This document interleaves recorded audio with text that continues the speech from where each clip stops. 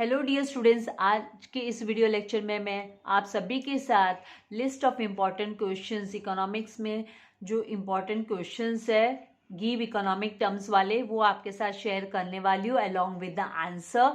तो ये शेयर करने से पहले मैं आप सभी से रिक्वेस्ट करूंगी कि अगर अभी तक आपने चैनल को सब्सक्राइब नहीं किया है तो जल्दी से चैनल को सब्सक्राइब कर बेल आइकन बटन को प्रेस कीजिए ताकि आपको लेटेस्ट वीडियो के नोटिफिकेशंस मिलते रहे।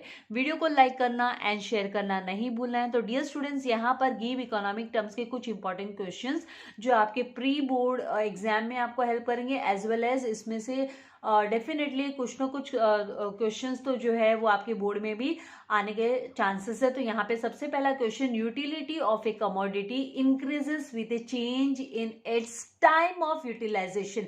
यहाँ पर आपको हिंट मिल रही है कि टाइम ऑफ यूटिलाइजेशन मतलब जब समय आता है यूटिलाइज करने का, उस समय उस कमोडिटी की यूटिलिटी इंक्रीज होती है तो उसको हम टाइम यूटिलिटी बोलते हैं। तो आपको यहाँ पर आंसर जो है वो टाइम यूटिलिटी लिखना है। आपका आंसर का प्रेजेंटेशन बोर्ड एग्जाम में कैसे होगा, तो आपको क्या करना है, गिव इकोनॉमिक टर्म्स का ये जो स्टेटमेंट 21 स्टेटमेंट आपको लिखना होता है।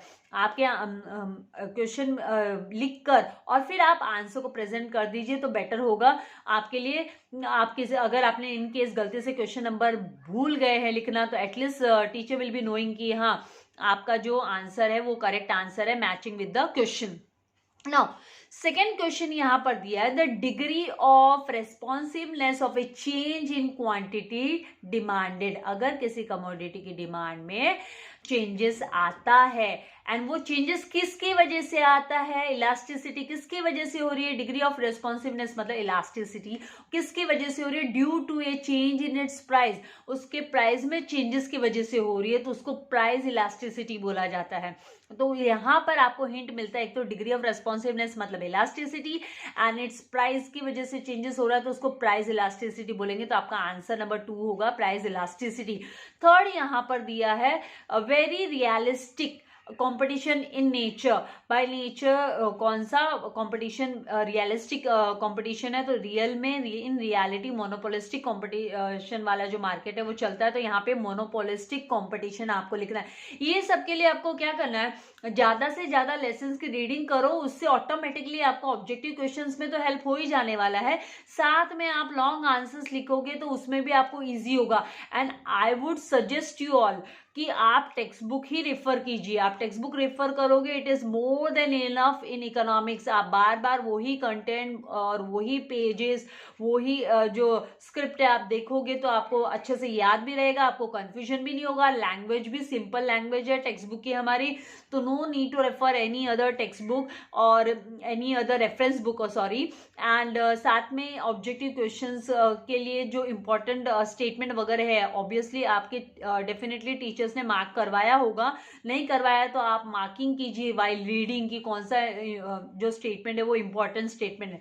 यहाँ पर भी फोर्थ क्वेश्चन है, a fall in demand due to rise in price alone. Price की वजह से किसी कमोडिटी की डिमांड में फॉल हो रहा है, राइज इन प्राइस प्राइस बढ़ने की वजह से। ऑब्वियसली डिमांड एंड प्राइस का जो रिलेशन है वो इनवर्स रिलेशन है। तो डिमांड कब होती है, जब प्राइस राइज होता है। तो यहाँ पर a fall in demand due to rise in price alone word आया तो मतलब ये आपका कॉन्ट्रैक्शन इन वेरिएशंस का टू टाइप्स ऑफ वेरिएशंस है, एक एक्सपेंशन ऑफ डिमांड, दूसरा है कॉन्ट्रैक्शन ऑफ डिमांड। तो यहाँ पर आपको कॉन्ट्रैक्शन ऑफ डिमांड लिखना है, साथ में आपको ये वर्ड भी बराबर से रीड करना है कि भाई अ फॉल इन डिमांड आया है या फॉल इन सप्लाई आया है। तो यहाँ पर भी आपको ध्यान देने की जरूरत है। क्वेश्चन ध्यान से रीड करके फिर आंसर कीजिएगा, don't be in Hari while answering the questions. Now fifth one, the market where there are few sellers कौन से मार्केट में होता है, तो ओलिगोपोली मार्केट में कुछ सेलर्स होते हैं, few sellers are there.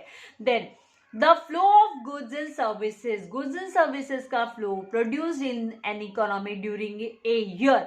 यहाँ पर बच्चे बहुत गलती करते हैं, फ्लो चार्ट लिख देते हैं। यहाँ पर आपको flow of goods and services जो है वो फ्लो कॉन्सेप्ट करके नहीं लिखना है, आपको नेशनल इनकम लिखना है। The flow of goods and services produced in an economy during a year is national income, आपका आंसर आना चाहिए। Then a rise in supply due to rise in price alone. Price बढ़ने के वजह से जो सप्लाई है कमोडिटी का वो इंक्रीज होता है प्राइस में एंड सप्लाई में जो है वो डायरेक्ट रिलेशनशिप होता है, डायरेक्ट। अगर प्राइस बढ़ रहा है तो सप्लाई बढ़ेगा, obviously producer will supply more products at high rates. तो यहाँ पर एक्सपेंशन ऑफ सप्लाई आपको लिखना है, ये भी वेरिएशन का एग्जांपल है, expansion of supply. Then 8.1 the cost incurred by the firm to promote sales, sales को प्रमोट करने के लिए कौन सा कॉस्ट इंकर करती है फर्म, तो उसको सेलिंग कॉस्ट बोला जाता है, सेलिंग कॉस्ट। तो आपको यहाँ पर आंसर जो है वो सेलिंग कॉस्ट लिखना है। Now the tax which is paid by the taxpayer on his income and property, income and property पे कौन सा टैक्स पे करते हैं, डायरेक्ट टैक्स पे किया जाता है। तो आपको यहाँ पर डायरेक्ट टैक्स लिखना है। ये टैक्स जो है वो टैक्स पेयर को ही बेयर करना पड़ता है, he can not waive it off to anyone else. तो यहाँ पर direct tax is levied on the income and property.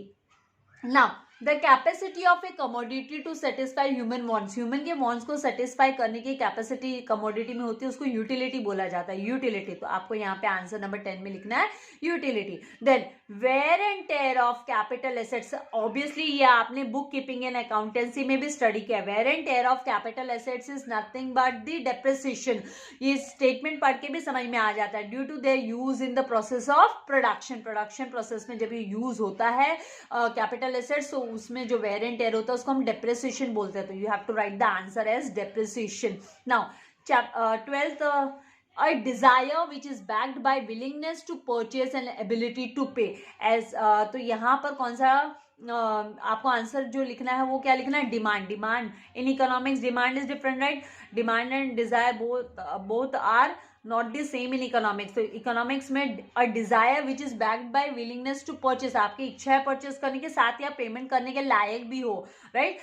एक पुअर पर्सन कार नहीं खरीद सकता, तो उसके लिए उसकी डिजायर ही हुआ अगर उसका कार परचेस करने का सपना है तो।